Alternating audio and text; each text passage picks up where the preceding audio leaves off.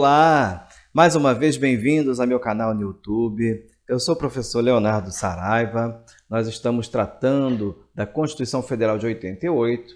Chegamos ao artigo 12, vamos falar sobre o parágrafo 2º, mas principalmente sobre o parágrafo 3º da Constituição, que trata dos cargos privativos a brasileiros natos. No artigo 12, parágrafo 2º, diz o seguinte: a lei não poderá estabelecer distinção entre brasileiros natos e naturalizados, salvos nos casos previstos nesta Constituição. Nós falamos um pouquinho sobre esse parágrafo na aula anterior e nós vamos reforçar esse entendimento, até porque o próximo parágrafo vai tratar justamente da distinção entre brasileiros natos e naturalizados. Nós falamos que a lei não poderá estabelecer distinção entre brasileiros natos e naturalizados. Preste atenção. Quem não pode estabelecer distinção entre brasileiros natos e naturalizados? A lei. Guardou isso?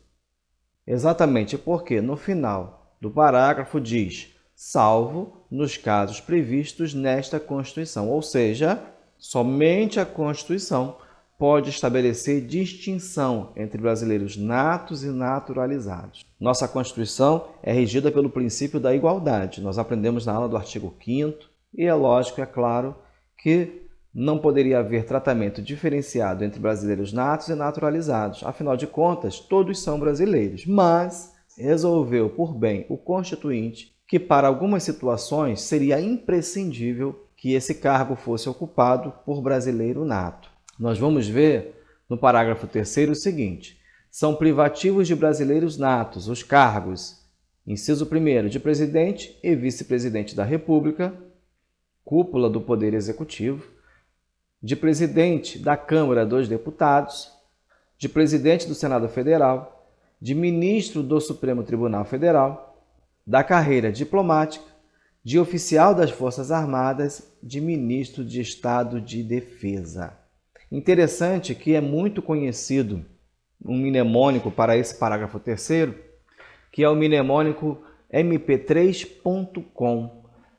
E você pode notar que ele te ajuda a gravar realmente. M de ministro do Supremo Tribunal Federal, do inciso 4. P3, ou seja, 3 presidentes, né? Presidente e vice-presidente da República, presidente da Câmara dos Deputados, presidente do Senado Federal. E o COM, carreira diplomática, oficial das Forças Armadas e ministro de Estado e Defesa.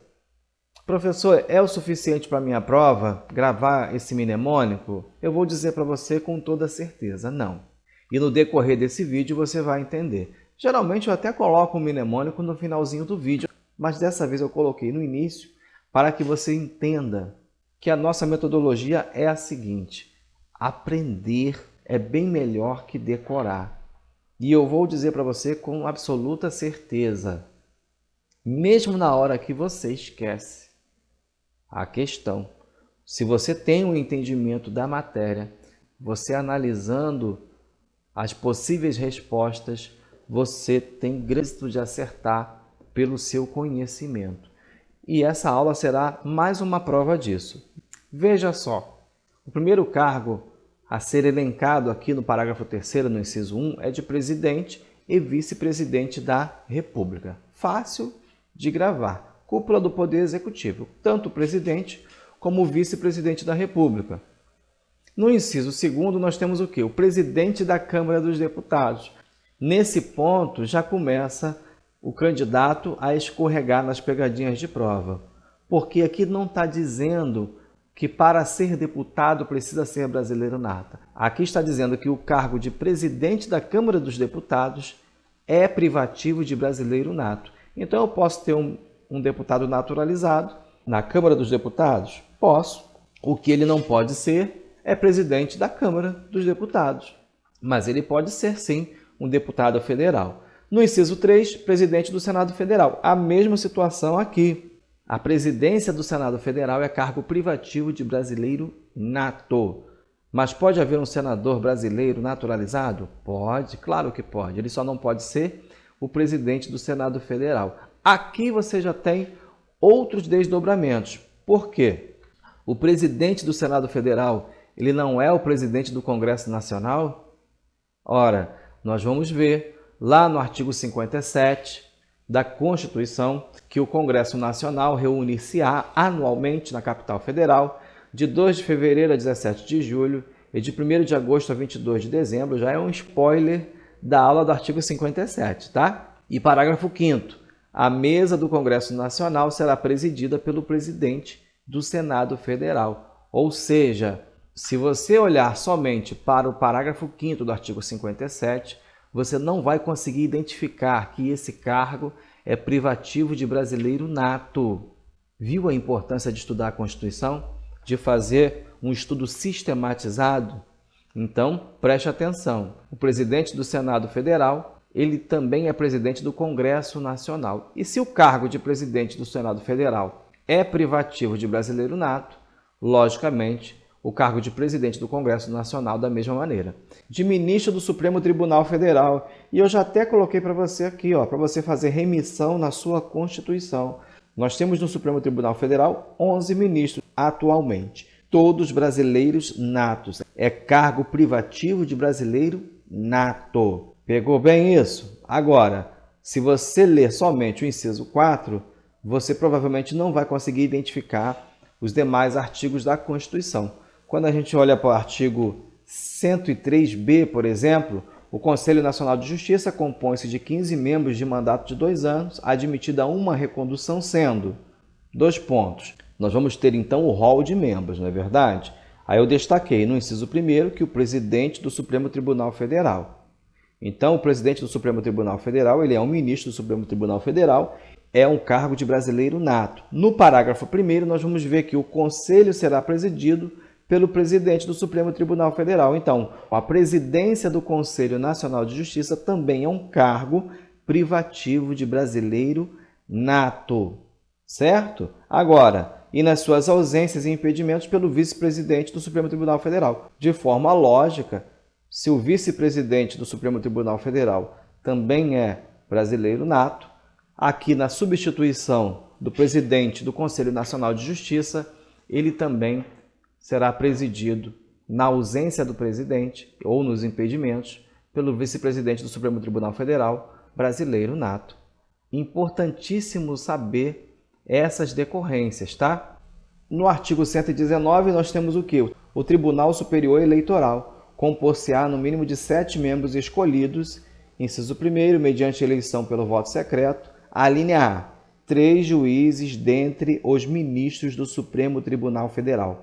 Veja, aqui também nada diz que é cargo privativo de brasileiro nato. Mas se os ministros do Supremo Tribunal Federal são brasileiros natos, esses 3 juízes desses 7 membros do Tribunal Superior Eleitoral são brasileiros natos, sendo inclusive um deles o presidente e o outro o vice-presidente, tá?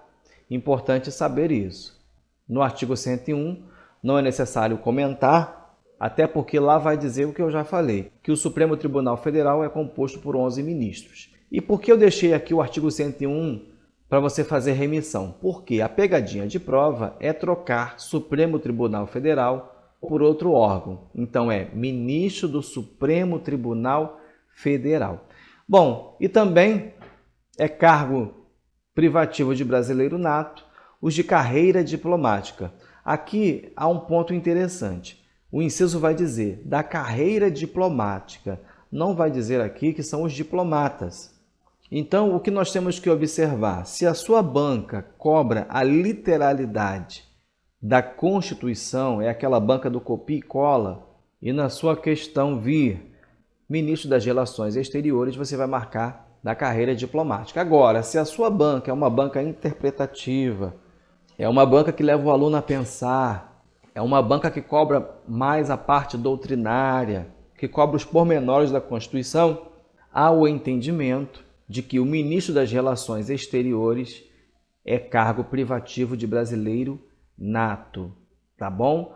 Mas é bom você observar na hora da questão e fazer por eliminação. Até porque quando se fala em carreira diplomática, quem é o chefe? É o ministro das Relações Exteriores.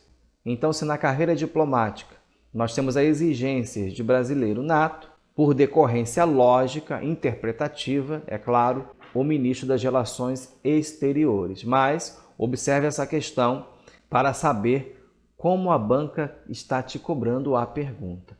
No inciso 6, de oficial das Forças Armadas. Aqui é simples de gravar, tá?